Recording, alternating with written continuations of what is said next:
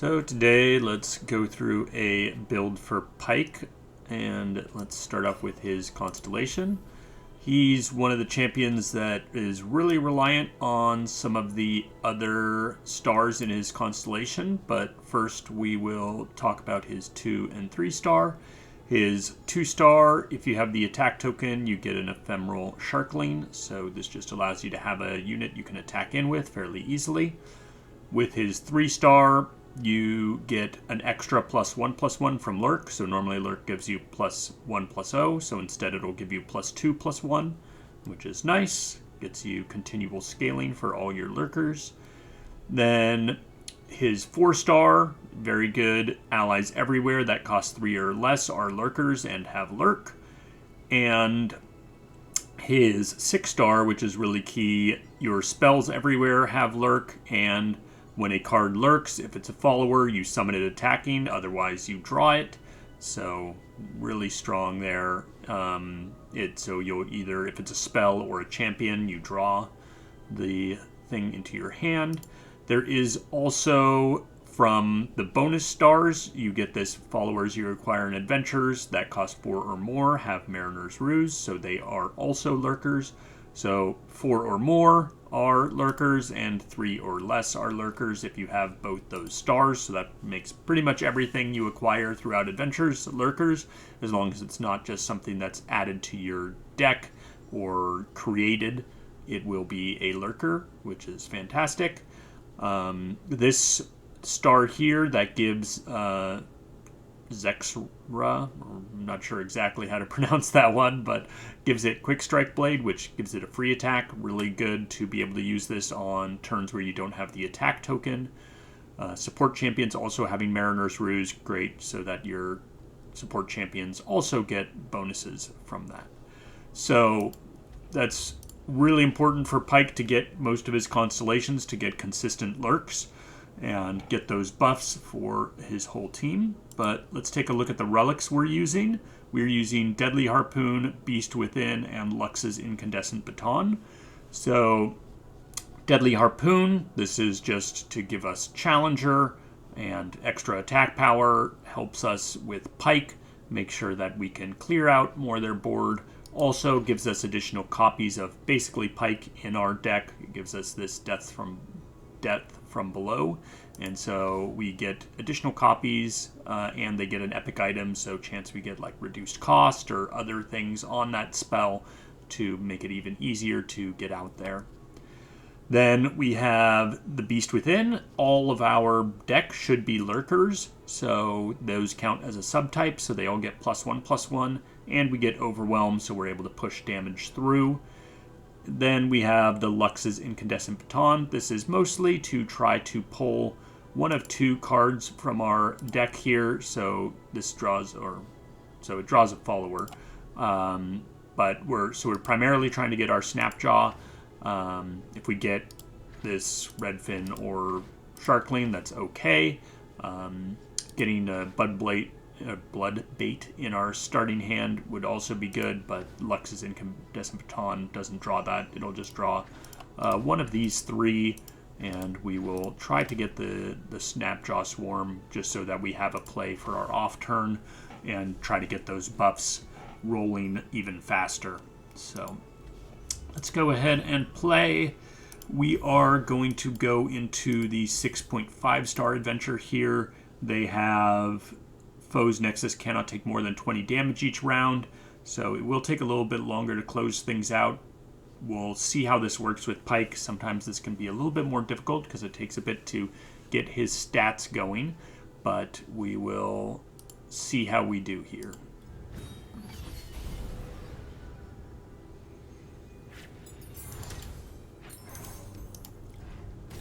Alright, first power. Getting mana gems. Less important. Getting a rally every turn is really good for us. That means we don't have to rely on getting the units that get the free attack in. So we can just get our attack every turn and get those lurk buffs. We did get a Snapjaw Swarmer, which is nice. I guess we'll keep this. We might need some of the early removal. Because we get things on both turns, I'm actually going to just drop this first. Get the lurk before we get our initial attack in. Now, you can just drop another unit as well. I give voice to the ocean's song. We don't really mind if some things die here. We have plenty of things to reload into our hand, so we more just want to remove some of their threats, or reduce some of their threats.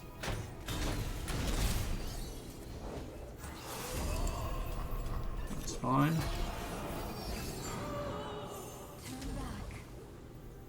So we can do this, and we can block here so we don't end up taking any damage.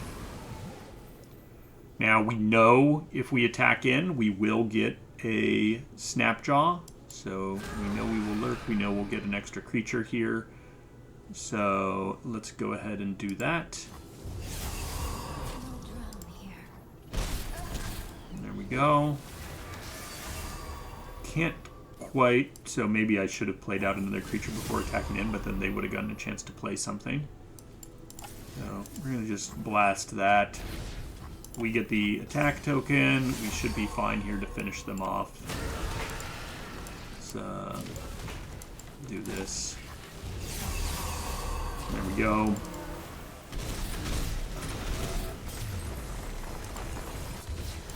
Pretty quick on that one.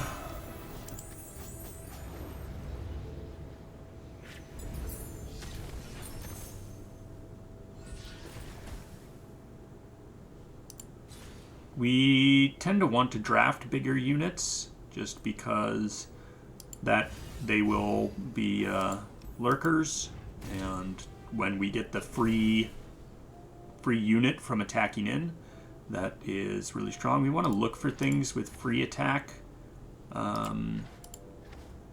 Having something invulnerable is nice, but we don't want a ton of spells. We more want big units that can come out. This is a bunch of units. And we are damaging their nexus pretty much every turn, so we should get level ups on Gnar. So let's go ahead and take that. Rekindler and Stargazer. Let's go to the Stargazer.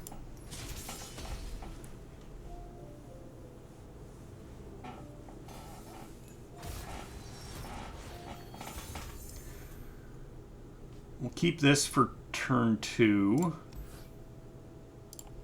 Keep that as well. We'll send this more expensive unit back. And we draw it again. Alright. Similar to last time, we will just go ahead and use... Normally we would save this to turn 2. Drew that from the Lux's Incandescent Baton. But, yeah, we'll just go ahead and use it turn 1. Let's go ahead and attack in here. We can use this if we need to. Oh, there's silencing there. Let's go ahead and kill this guy. It's fine if they waste resources on their turn, then that means they get less units out. I don't have a second play after that, so I'm just going to go ahead and toss this guy in. Nice, we got another unit.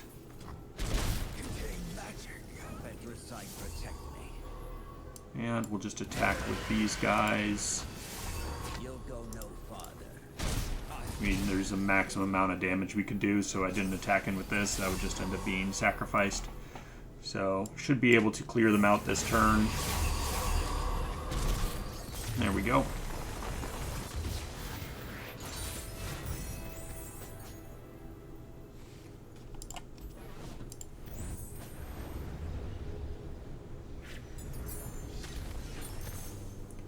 See what we can get for star powers here. This is doubly a lurker, but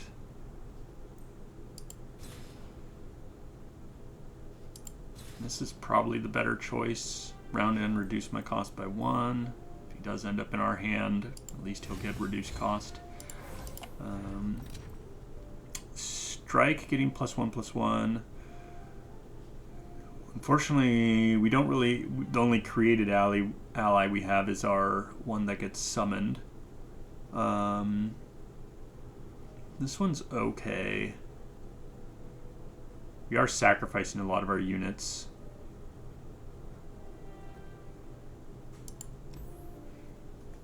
Let's go ahead and take this. Just as we sack in our units, the replacement units will get buffed up.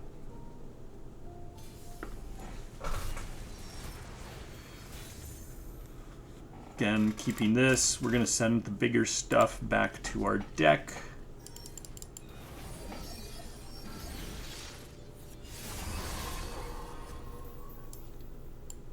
Go ahead and send him in. Hopefully, oh, we didn't pull a unit, unfortunate.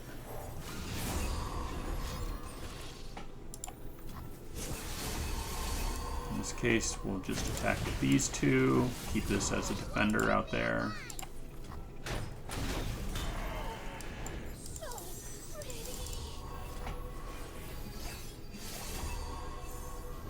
Nice, we got a free attack in here.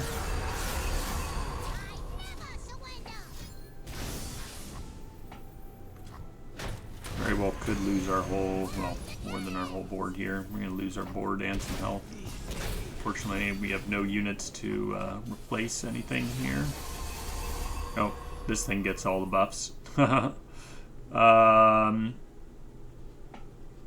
He's at 7 power right now. Let's go ahead and use this.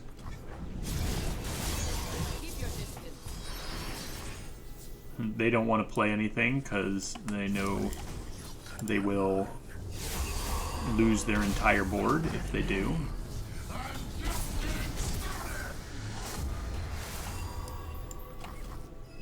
We can now at any time use one of these bone skewers to clear their whole board.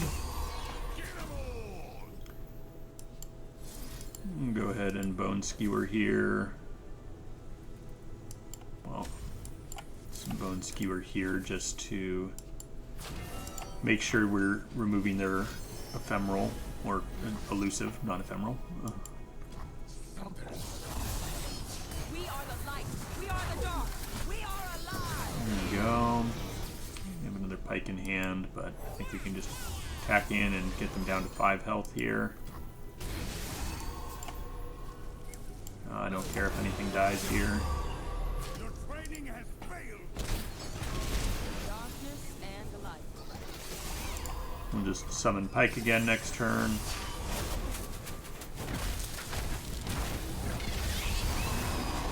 Keep your distance.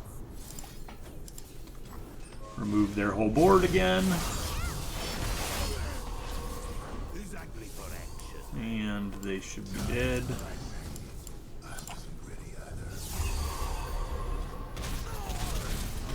There we go. Took a little bit of damage that time. Sometimes just attacking in can risk a bit of that. You can actually reroll. Oof.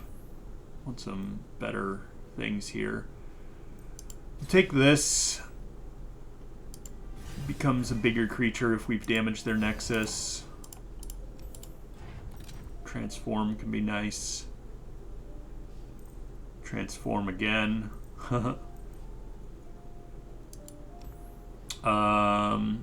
Take that. And I think we'll take this guy that transforms into the Mega T.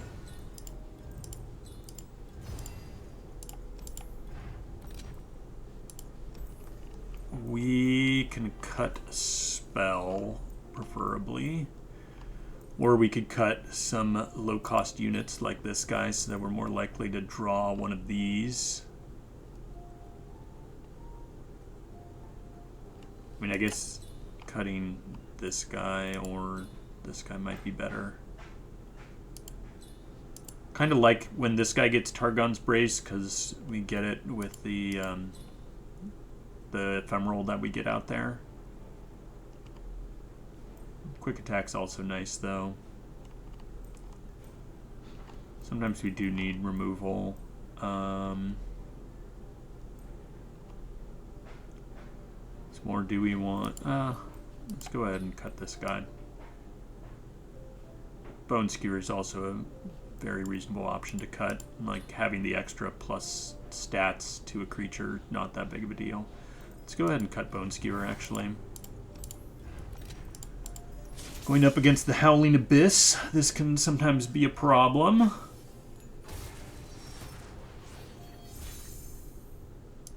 Toss back our bigger units.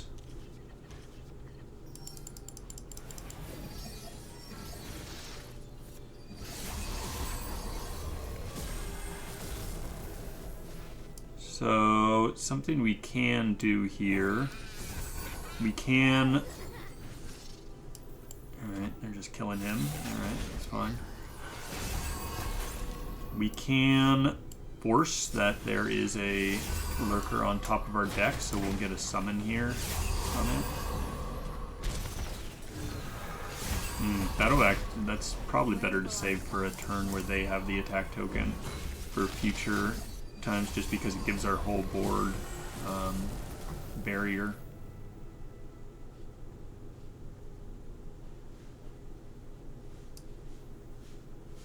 Let's go ahead and do this first. Give that vulnerable, and then we will attack in with everything. Deal 20 damage to their Nexus.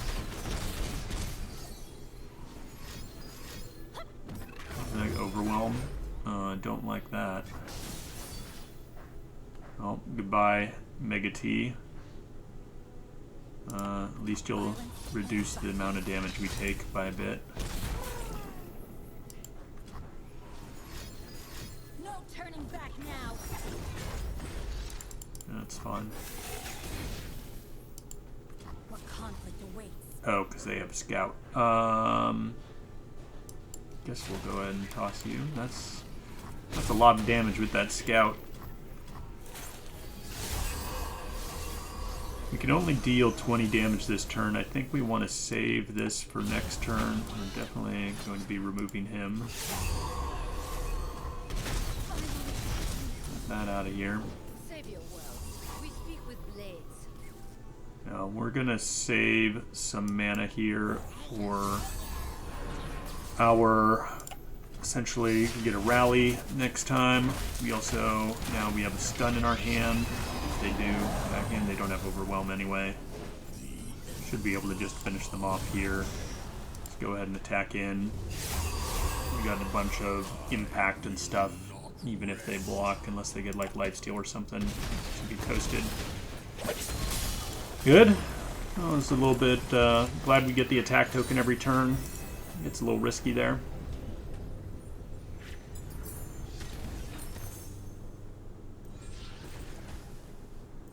We like Scout on him, also reduce cost. Like all of these are good. I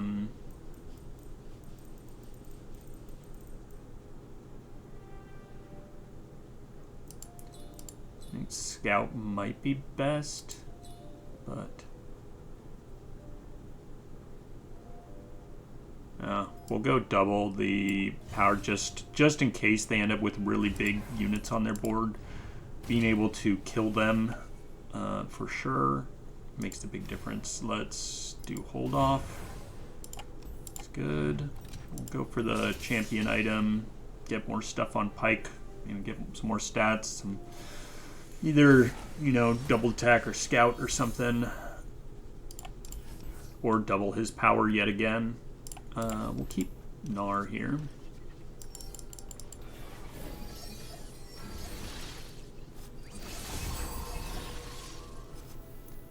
Let's go ahead and just play this out, see if they play a unit. They do. We'll go ahead and get vulnerable. We give our board quick attack. We can attack in here. Why is that not? Oh, because it doesn't count that we are definitely going to lurk. So we should kill him. The game should know we're gonna lurk. We're gonna lurk every time. So this is a good turn because they have the attack token. If we play this, that means we're guaranteed to get invulnerability on our attack. Let's just attack before they do, so we do get that. This thing doesn't get it, but now we can defend nicely. I don't like this thing being here. Okay, that's fine. They can remove him. We'll remove pretty much most of their board here in response, so that's good.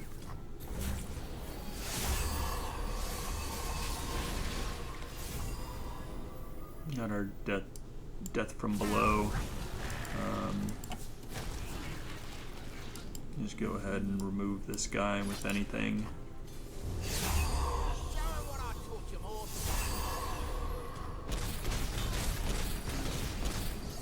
I want to remove this. Go ahead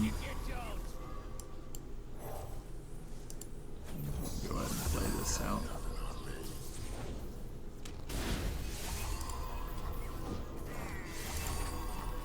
It's taking a little while just because they can only take 20 damage each turn, but should be easy clear here.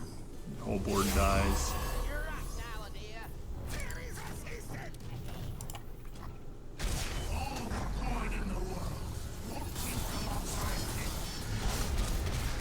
Go.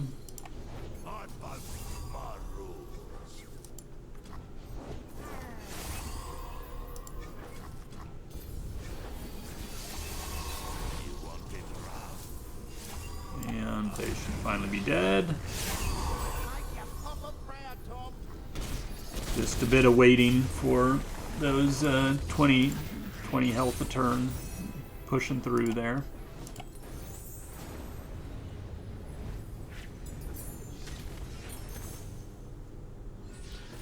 But yeah, you can see having pretty much no problem here with the Pyke. Get some cost reduction on him. Nice, be able to play him out a little bit earlier. Nothing particular here. Let's go ahead and re-roll. Is there? Check. Ooh, Samira's Arsenal, actually. So we are not even going to bother rolling for a power. We are going to Samira. See if we can pick up one of her, either a mana gem or we should be able to get, you know, the cheaper units from her attacks and whatnot. So we can actually play out Pyke on turn 1, even though that stat doubling won't be a whole lot. We do have another one of these for next turn. Just go ahead and play this. Capture their unit.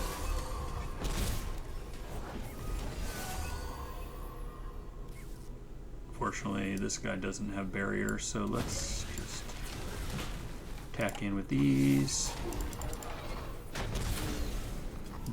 Reduce their health a little bit.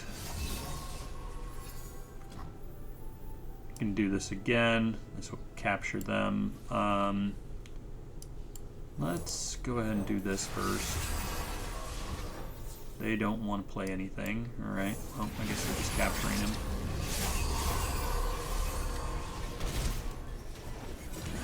Now they play out a unit. It has barriers, so we're not going to attack him with this guy, but we can at least maximize the damage we get in here. Oh, they are summoning their own units the same way we do. It's fine though. How are we doing? So this is effectively going to be 14 damage we can deal. We'll go ahead and replace our other dude here. They definitely shouldn't be playing any units when we have Pyke on the board here, but everything of theirs is going to be removed.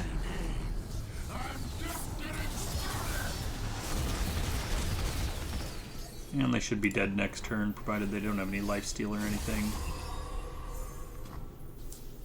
There we go.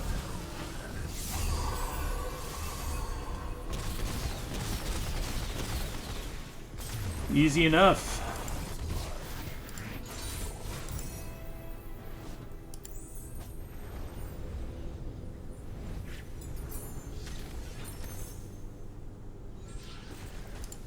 Sure, get more Pyke in there. See what we can get here. You found her.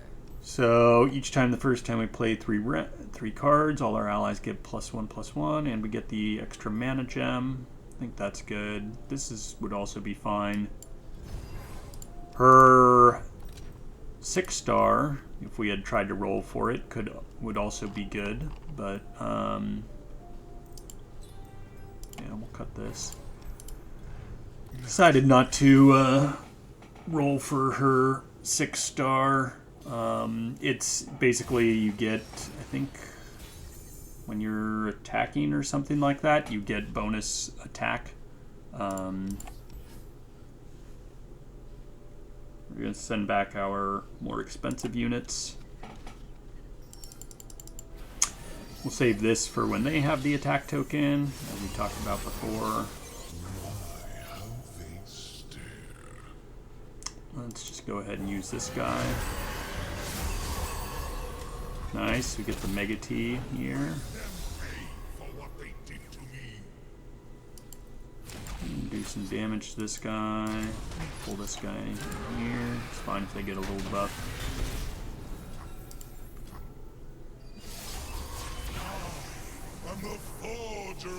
We do get the level up on him, which isn't great. We don't quite have enough yet, but if we, when we capture one of their units here, there we go. I will not hold back.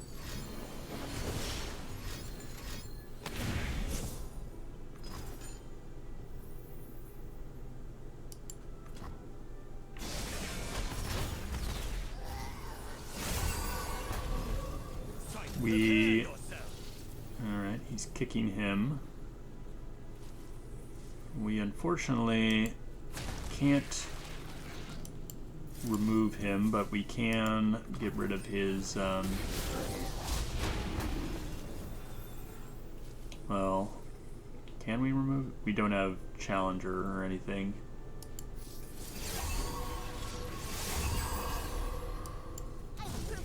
Let's just attack in. We don't mind losing a unit there. Nope, they're obliterating some of our stuff. Okay. More obliterate. Alright. We do have now our dude with enough attack here. Let's attack in first. See if we can get them to summon out anything else before we throw down our Pyke. They're silencing their own dude after they gave him... I don't understand what they're doing. Seems like a very strange choice to me.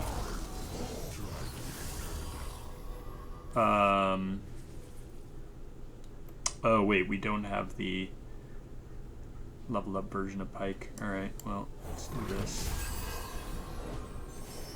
Let my stars guide all travelers onward. Green Night Blue, they'll tell a story. Shape the skies and mold the Alright. Good, they didn't end up... Oh, and they filled their board, so they didn't even get a champion on there. There we go. We got our Pyke here. It's actually first... We'll still have 5 mana after we summon Pyke. So now... Something approaches. we go ahead and do this. And this should end up removing their entire board. If not, we block here, so... There we go. Oh, it doesn't remove because this guy, when it hits him, it doesn't quite kill him. But we get 2 Pykes here, get some more damage down. It's going to take a little bit of time to remove everything.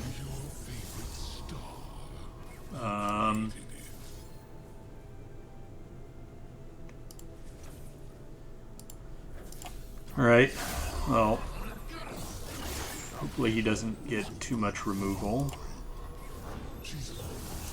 This thing's a little bit annoying because it blocks our combo. We sort of need to kill 2 things instead of 1. So let's hit both of these, and then that should wipe their entire board.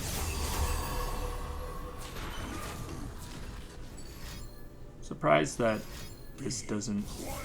Right, again, they're silencing their own unit. I guess because it was frostbitten. That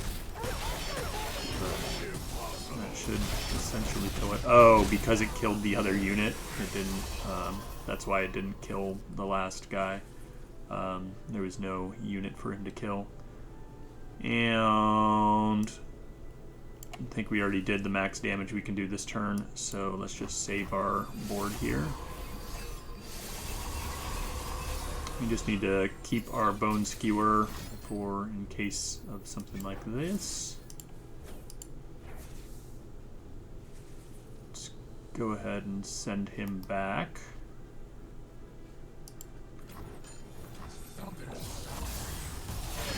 Removes their board. We do lose one of our pikes here, but we can get an attack in. That'll give us a champion spell of his. Drop him again. Just make sure we have one of him on board. There we go. And now we just need to wait out to attack in one more time. And we should be good. Yeah, so got some pretty absurd stats by the end here, especially because we had to wait so many turns. But Pyke is quite strong. He definitely relies on his stars. Like, if you get all his stars, he's really strong, but he jumps up, like, majorly in the tiers. Like, in terms of if you don't have his 4-star and the bonus star, that gives all followers 4+ lurk, then he's probably like a D tier champion. But once you get those 2 stars and his 6-star, he becomes like a A or S tier champion. It's really really crazy how much difference it makes when your whole deck always procs lurk and you have no chance pretty much. Though I think the only thing that doesn't proc lurk that you have to be wary of is drafting weapons. If you draft weapons, those things will not proc lurk, so try to avoid that as much as possible. But yeah, I think the Darken weapons might summon the Darken creature out of it. I forget. I think I've seen that interaction before, but I still don't know if it procs lurk or not. But anyway, you can test that one out yourself. But do be aware, other weapons that are not Darken definitely do not proc lurk. So watch out for those. Hope you enjoyed, and we will catch you in the next one.